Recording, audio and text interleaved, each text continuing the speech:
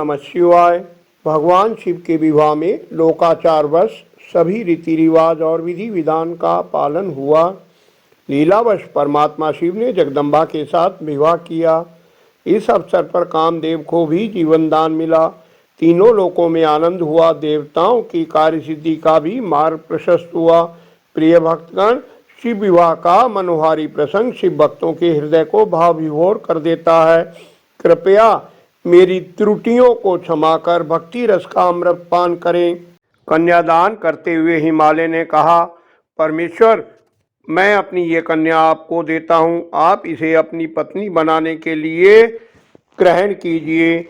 ऐसा कहकर उन्होंने त्रिलोक जननी पार्वती को भगवान शिव के हाथ में दे दिया।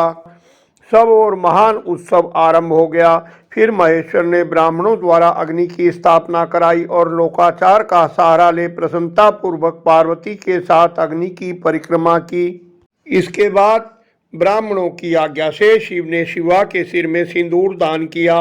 विवाह की विभिन्न रीतियों को पूर्ण कर भगवान शंभु ने आचार्य को गोदान किया। सब और मंगल गीतों की मधुर ध्वनि सुनाई देने लगी। इसके बाद ब्रह्मा, विष्णु और अन्य देवता व ऋषिगण अपने डेरे में चले गए। शिव और शिवा को घर की स्त्रियां भीतर ले गईं और लोकाचार अनुसार विभिन्न रस्में पूर्ण कराई। उस समय नव दंपति के दर्शन के लिए सरस्वती, लक्ष्मी, सावित्री, अरुंधति, अदिति, शची आदि व रति आई।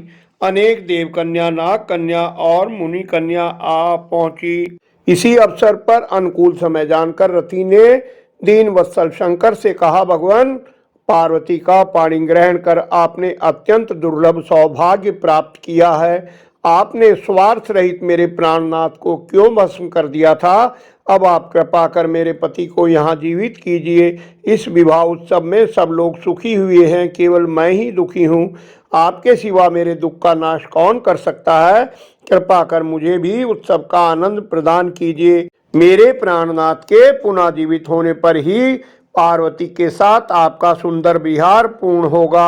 आप शीघ्र मेरे पति को जीवित कीजिए। ऐसा कहकर रति ने गांठ में बंधा हुआ कामदेव का भस्म शंभु को दे दिया और हा नाथ कर रोने लगी। रति का रोदन सुनकर सरस्वती आदि देवियां भी रोने लगी और अत्यंत दीन वाणी में बोली, प्रभो, आपका नाम भक्त वत्सल है। दीनबंधु, काम को जीवन दे रति को आनंदित कीजिए। ये सुनकर महेश्वर प्रसन्न हो गए। उन्होंने तत्काल ही रति पर कृपा की। भगवान शूलपाणी की अमृतमयी दृष्टि पड़ते ही कामदेव प्रकट हो गया। अपने पति को पाकर रति अति प्रसन्न हुई। रति और कामदेव ने भगवान का स्तवन किया। प्रसन्न होकर शंकर ने कहा, मनोभव, पत्नी सहित तुम्हारी स्तुति से मैं बहुत प्रसन्न हूँ, वर मांगो। कामदेव ने कहा, प्रभो, पूर्व काल में मैंने जो अपराध किया उसे क्षमा कर अपने चरणों की भक्ति दीजिए। तब भगवान ने कहा, बहुत अच्छा, मैं प्रसन्न हूँ। तुम अपने मन से भय को निकाल दो, भगवान विष्णु के पास जाओ और इस घर से बाहर ही रहो। इसके बाद भगवान शंकर ने बासभवन में पार्वती को बाएं बिठाकर मिष्ठान भोजन कराया और पार्वती ने भी प्रसन्नता पूर्वक उनका मुंह मीठा कराया। इसके बाद लोकाचार का पालन करते हुए शिव जन्माशय में चले गए। वहां लोकाचार वश उन्होंने मुनियों को, ब्रह्मा विष्णु को भी मस्तक झुकाया। देवताओं ने भगवान की वंदना की। वैवाहिक रीति के अनुसार बास गृह में आकर भगवान शंभु ने रात को शयन किया। प्रातःकाल धर्म ने प्रभु को जगाया। फिर लोकाचार का पालन करते हुए प्रातःकालिक कृत्य करके मैना और हिमवान की आज्ञा ले प्रभु जन्माशय में आए।